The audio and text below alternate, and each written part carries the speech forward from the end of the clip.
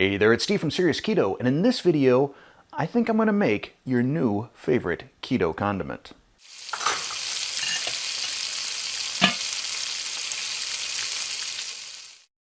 From time to time in life, I will run across an ingredient or a cooking technique that I wish I would have stumbled on a lot earlier, or been told about a lot earlier. And that is the case in this video with the ingredient pickle brine.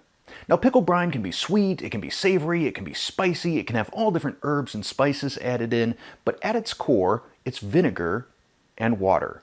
Not that long ago, I did a video on pickled lettuce, which I'll link to right up here. I do two different varieties. One was more of a savory type of variety. That's the one that I did on the iceberg lettuce. The other was a little bit more sweet and tangy, maybe sweet and sour, and that's the one that I did on the romaine lettuce. Anyhow, when I got done eating the lettuce, I thought, man, these brines were really good. What could I use them for? I thought about maybe marinating some chicken thighs in it, which I think would probably work, but I didn't know exactly, so I just put them in the fridge. Then the other day, when I was making my homemade mayonnaise, it occurred to me that the two non-fat ingredients, or the two primary non-fat ingredients in mayonnaise, are vinegar and water. So why not just substitute that out and substitute in the brine from some pickles, or jalapeños, or anything that's been pickled? First, I gotta decide which brine I'm gonna use, because I've got several. So let's do a little quick taste test. First, I have some brine from some pickle chips that I bought at Costco. And I actually topped it off with the sweet and sour brine from my romaine pickled lettuce. If I use this, I'm gonna have to filter it out because there's a lot of chunks and herbs and stuff in here.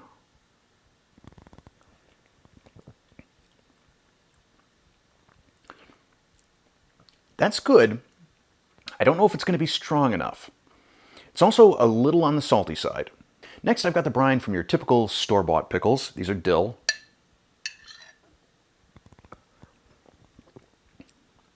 Hoo-ha! That's got some serious dill flavor. This one is definitely a contender. Then I've got the brine from the pickled iceberg lettuce.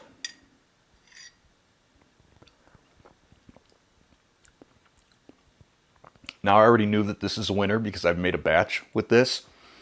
The taste of this reminds me a lot of the enchilada sauce from Taco Bell, or maybe their mild taco sauce. I don't know, I haven't had Taco Bell in like 5 years, but it definitely has that flavor. So if you're looking for something a little bit savory, but not too spicy, this could be the ticket.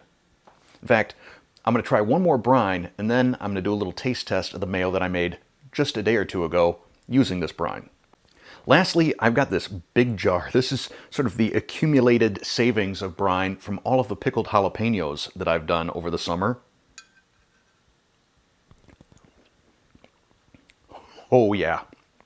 Ooh, that is nice. Boy, this is a tough call. I think I'm gonna go with the commercial, store-bought, mass-produced dill pickle brine for my first one, but I'm telling you, jalapeno mayo, that sounds awesome. So I've given my spoon a rinse here, so I'm not, quadruple dipping.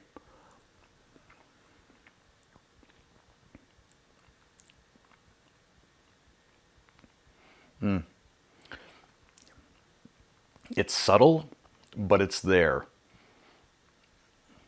Good stuff. But I'm really excited about making a full-fledged, full-on, in-your-face dill pickle mayo. And that's what we're going to do right now.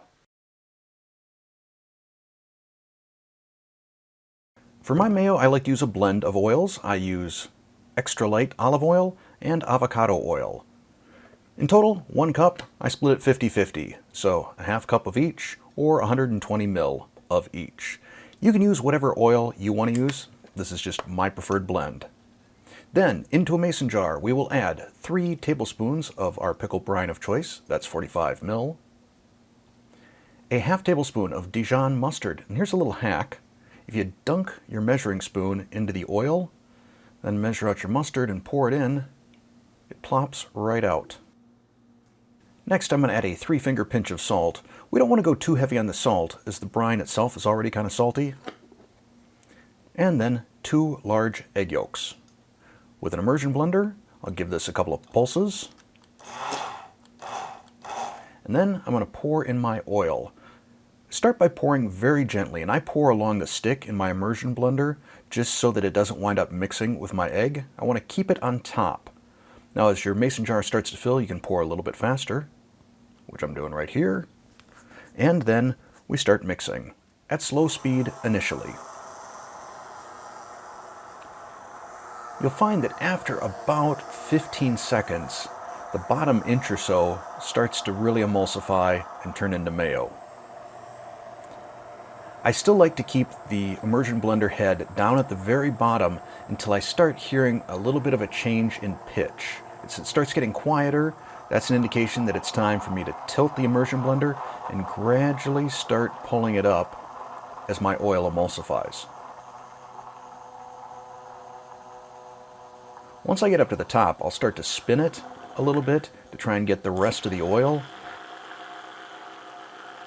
And if necessary, I may even have to give it a couple of plunges to really get everything nice and incorporated. But in total, this process took about 2 minutes. Clean off our immersion blender. Take a look at this. Look at how thick this is. Oh, can't wait to taste it. But for now, we're going to put on a cap. Give it a little label.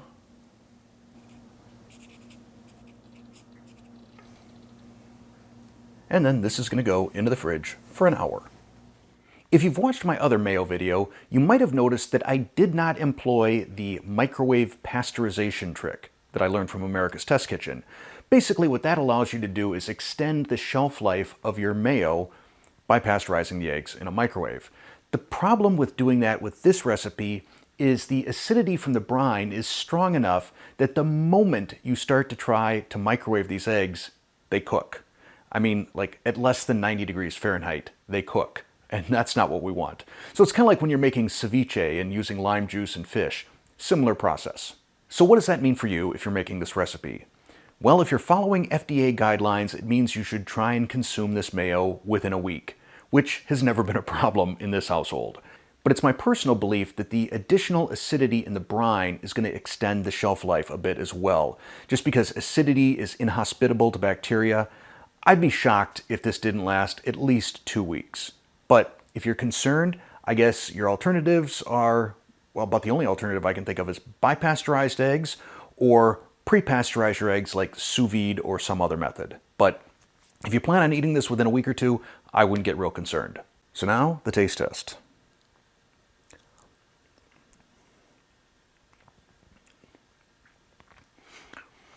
Oh yeah. Oh, that is so good. Oh, wow. Any sandwich or wrap that you would put mayo and a pickle on, you got them both right here.